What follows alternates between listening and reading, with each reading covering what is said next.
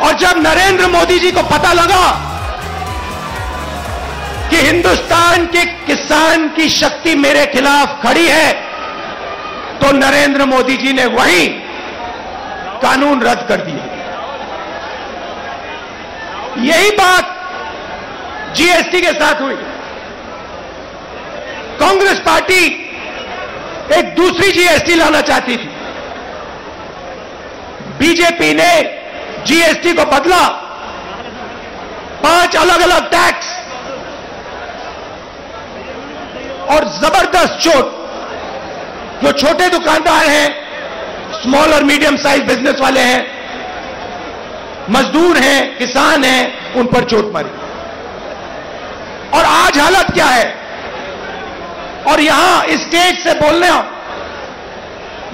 मुझे अच्छा नहीं लग रहा है, मगर आज हिंदुस्तान की हालत यह है कि अगर देश चाहता भी है तो देश अपने युवाओं को रोजगार नहीं दे पाएगा।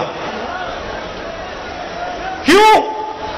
भाइयों और बहनों, देश को रोजगार ये 2 उद्योगपति नहीं देते हैं। देश को रोजगार स्मॉल और मीडियम बिजनेस वाले देते हैं। देश को रोजगार किसान देते हैं। और इन लोगों की रीढ़ की हड्डी नरेंद्र मोदी जी ने तोड़ दी है। तो आज जो इस देश को रोजगार दे सकते थे, वो इस देश को रोजगार नहीं दे सकते। और बेरोजगारी, जो आज आपको बेरोजगारी दिख रही है, वो आने वाले समय में और भी बढ़ेगी। एक तरफ आपको बेरोजगारी की चोट लग रही है और दूसरी तरफ महंगाई। मेरे पास आंकड़े हैं। 2014 में एलपीजी का सिलेंडर 410 रुपए का था, आज 1050 रुपए का है।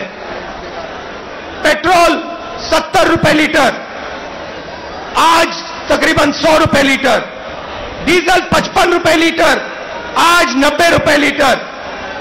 सरसों का तेल 90 रुपए लीटर, आज 200 रुपए लीटर।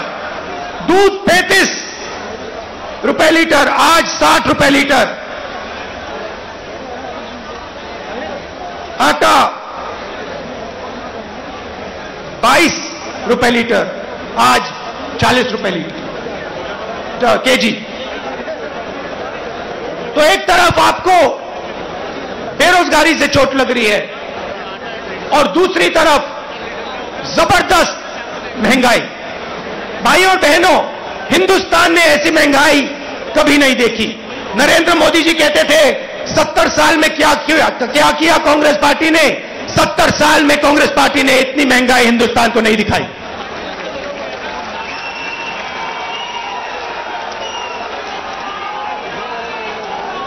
तो हिंदुस्तान का आम नागरिक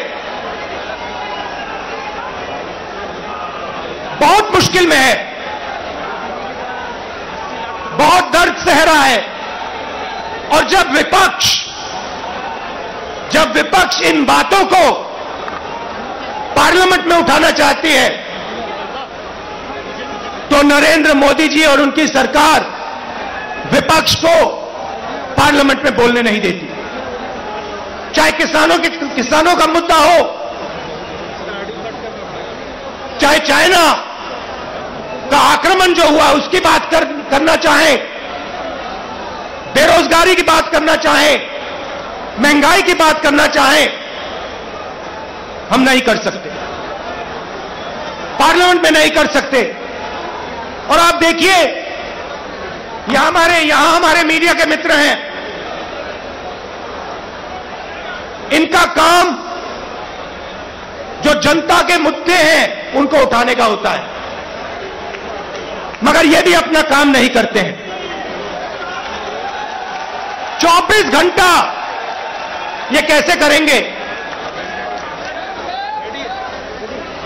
ये मीडिया उन्हीं 2 उद्योगपतियों का मीडिया है।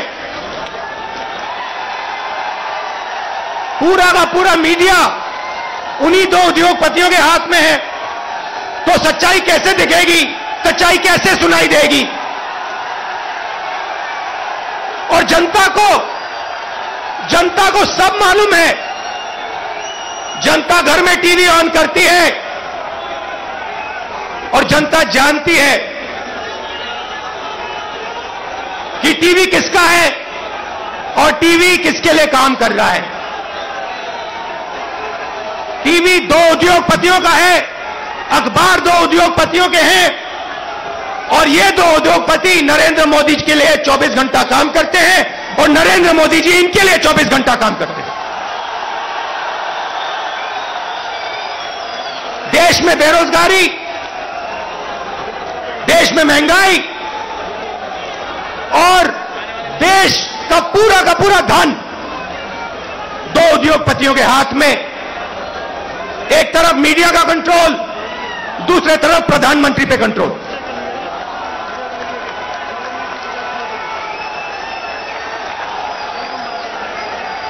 अभी किसी ने कहा नरेंद्र मोदी जी प्रधानमंत्री हैं, मगर मैं आपको एक गारंटी दे सकता हूं, नरेंद्र मोदी जी प्रधानमंत्री हैं, मगर उन दो उद्योगपतियों के समर्थन के बिना नरेंद्र मोदी प्रधानमंत्री नहीं हो सकते।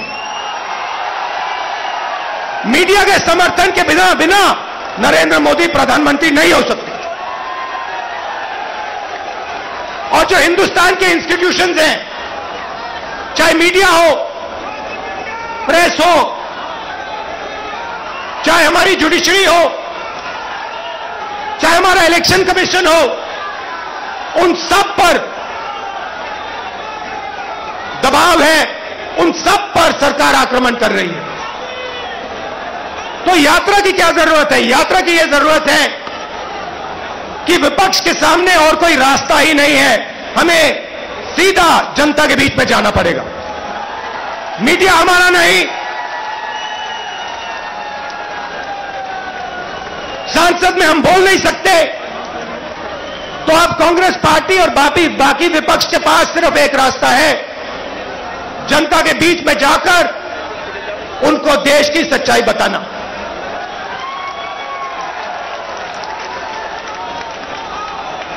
जो भी नरेंद्र मोदी जी के खिलाफ काम करना चाहता है, चाहे कोई भी हो, विपक्ष की पार्टी हो, एक्टिविस्ट हो, एनजीओ का कोई व्यक्ति हो, उस पर पूरा का पूरा जबरदस्त आक्रमण होता है। ईडी, सीबीआई, इनकम टैक्स, ये सब के सब लगा दिए जाते हैं। 55 घंटे मुझे ईडी में वहां पे बैठाया।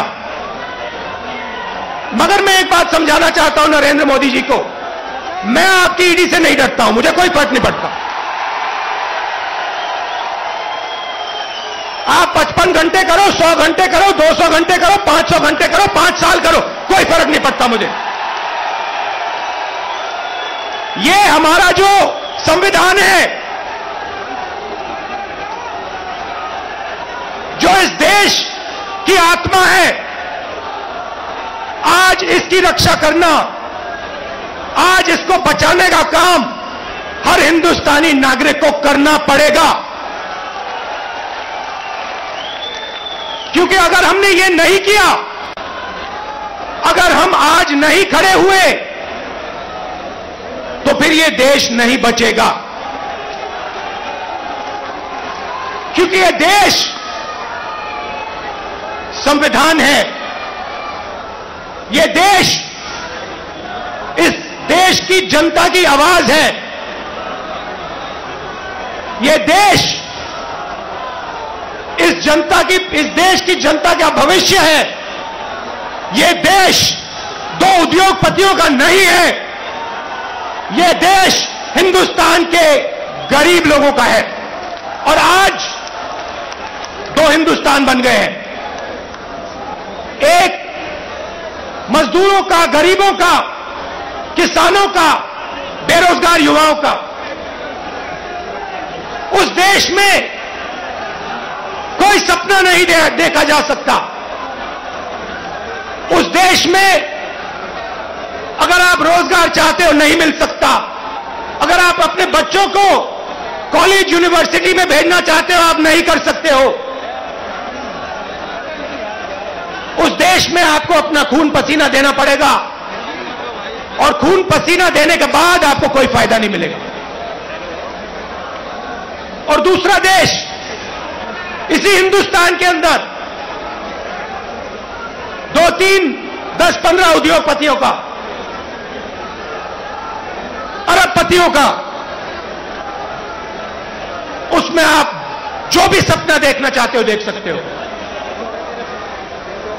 जो भी आप चाहते हो आपको हिंदुस्तान में मिल जाएगा। भाई और बहनों, इन दो देशों के बीच में लड़ाई है। नरेंद्र मोदी जी की विचारधारा कहती है कि देश को बांटना है और पूरा का पूरा फायदा चुने हुए लोगों को देना है। हमारी विचारधारा कहती है कि देश सबका है और देश की जनता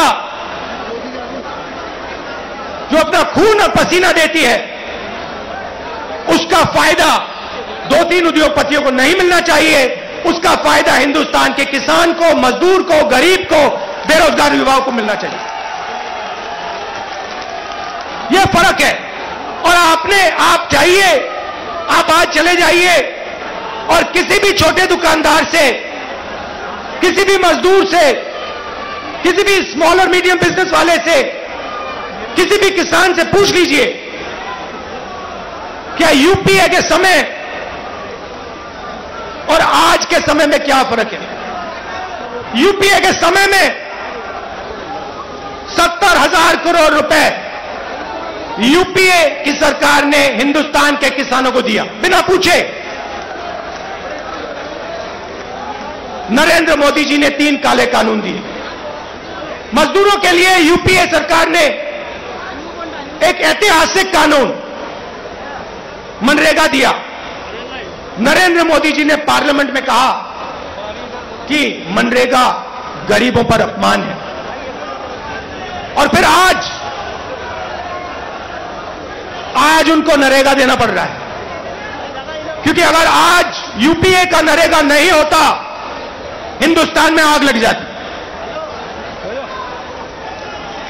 जमीन अधिग्रहण बिल हम लाए, लाखों करोड़ रुपए हमने गरीब जनता को कॉम्पनसेशन में दिला। लाखों करोड़ रुपए, अरबपति बना दिए। पहले बिना पूछे किसान की जमीन छीन ली जाती थी। हजारों एकड़ बिना पूछे 1 मिनट में छीन लिया जाता था। हमने कहा यह गलत है, हम कानून लाए। नरेंद्र मोदी जी ने पहला काम उस कानून को रद्द करने की कोशिश की। उनका पहला काम था।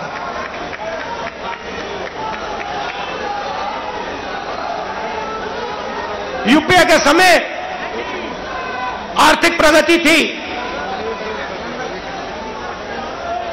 हम करोड़ों लोगों को हमने गरीबी से निकाला। जितने लोगों को हमने 27 करोड़ लोगों को गरीबी से निकाला 10 साल में। 27 करोड़ लोग।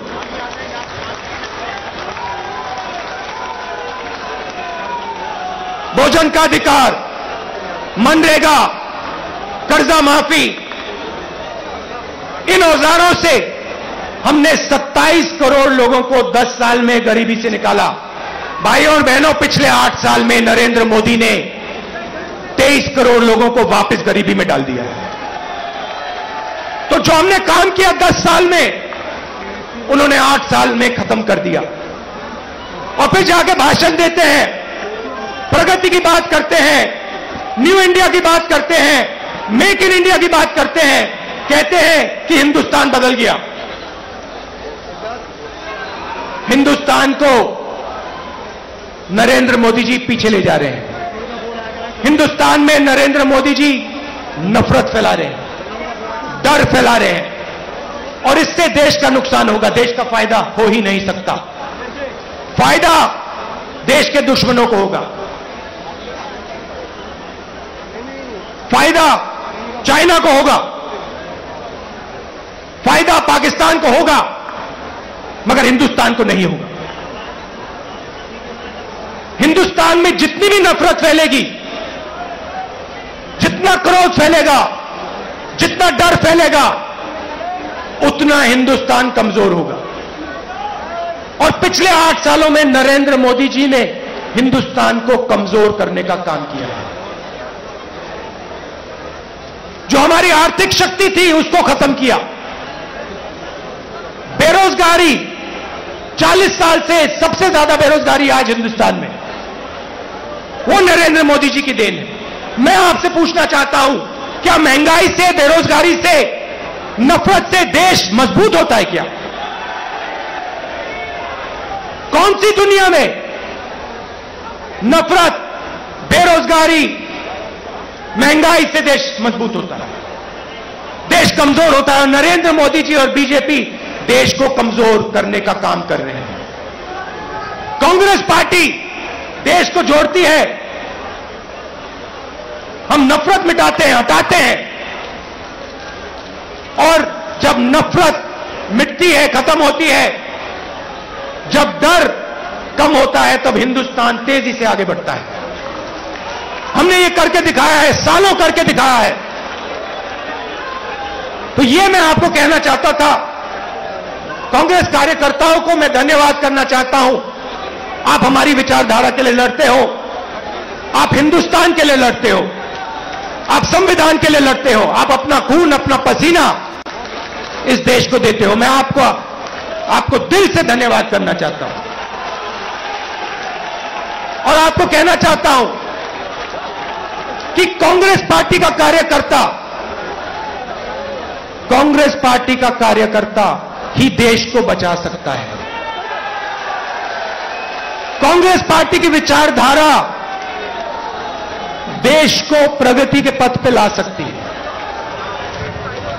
हमारे लिए सरकार ने, जैसे मैंने कहा, रास्ते बंद कर दिए हैं। पार्लियामेंट का रास्ता बंद कर दिया। संसद में कांग्रेस पार्टी या विपक्ष के लोग भाषण कर ही नहीं सकते, हमारा माइक ऑफ हो जाता है। और किसी भी मुद्दे पे हम चाइना के आक्रमण पे बात करना चाहते हैं, नहीं कर सकते। बेरोजगारी के बात पे बात करना चाहते हैं, नहीं कर सकते। महंगाई पे बात करना चाहते हैं, नहीं कर सकते। वो रास्ता बंद है। जो हमारे इंस्टीट्यूशंस हैं, चाहे वो मीडिया हो, चाहे वो इलेक्शन कमीशन हो, जुडिशरी हो, मैंने कहा उन पर आक्रमण है, उन पर दबाव है। तो हमारे लिए सबके सब रास्ते बंद है, एक ही रास्ता बचा है, और वो रास्ता हमें सबसे अच्छा लगता है। जनता के बीच में जाकर, सीधा जनता के बीच में जाकर, जनता को जो देश की सच्चाई है वो बताना, और जो जनता के दिल में है उसको गहराई से सुनना और समझना। इसीलिए कांग्रेस पार्टी भारत जोड़ो यात्रा शुरू कर रही है।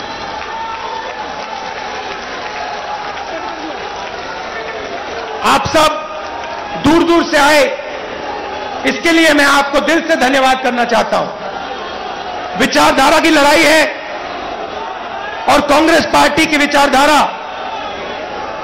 और जो हमारे सब विपक्ष की पार्टियां हैं मिलकर बीजेपी और आरएसएस की विचारधारा को हराएंगे। बहुत बहुत धन्यवाद। नमस्कार। जय हिंद। धन्यवाद। और अंत में राहुल जी के संदेश के साथ मैं आपसे आग्रह करूंगा, इस प्रण संकल्प के साथ हम लोग जाएंगे। इस देश के अंदर नफरत के खिलाफ, महंगाई के खिलाफ राहुल जी का जो आह्वान है, इस मुल्क से उसको मिटाना है, और भारत जोड़ने के संकल्प के साथ कांग्रेस का नेतृत्व ये यात्रा निकालेगा। तो मंच पर आसीन तमाम नेताओं का आदरणीय राहुल जी का मैं तहे दिल से दिल्ली कांग्रेस के तौर पर और कांग्रेस परिवार के आधार पर मैं तमाम कांग्रेस जन का देश देश के कोने कोने से आए कांग्रेस परिवार के साथियों का पुनः अभिनंदन करता हूं और आप सभी का धन्यवाद करता हूं संकल्प के साथ कि राहुल जी का दिशा निर्देश हमें एक नई ऊर्जा देगा और इस सरकार को हम एक बार फिर झुकाने का काम करेंगे। बहुत बहुत धन्यवाद। जय हिंद, जय कांग्रेस। कांग्रेस पार्टी जिंदाबाद, राहुल गांधी जिंदाबाद, सोनिया गांधी जिंदाबाद, सोनिया गांधी जिंदाबाद।